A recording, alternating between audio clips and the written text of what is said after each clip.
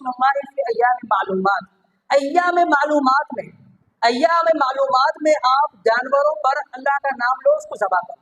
अब अय्याम मालूमात से क्या मुराद है?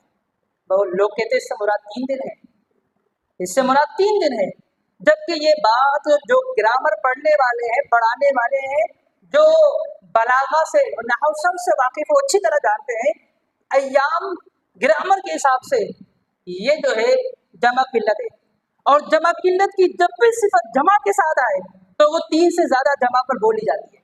अय्याम मालूम अगर होता तो इससे मुराद 3 दिन थे, लेकिन अय्याम जो जमा किल्लत है उसकी सिफत आई है, जमा आई है, तो उसकी सिफत भी जमा आई है।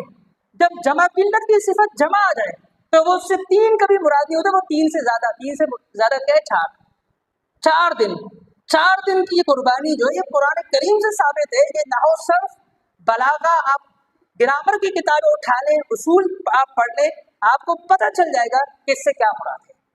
और कुछ लोग वो कहते हैं कि नहीं भाई इससे मुराद जो है वो 3 दिन है, जबकि जितने भी मुफस्सिर उनका इत्तेफाक है कि जो अय्याम मालूमात इससे अय्याम तशरीक मुराद है। जब अय्याम तशरीक मुराद है तो कुर्बानी अय्याम तशरीक के आखिरी दिन यानी चौथे दिन 13 ज़ुल्हिज्जा को नहीं होती, उसको मुस्तस्ना करने की दलील दे, उसके मुस्तस्ना होने की दलील दे।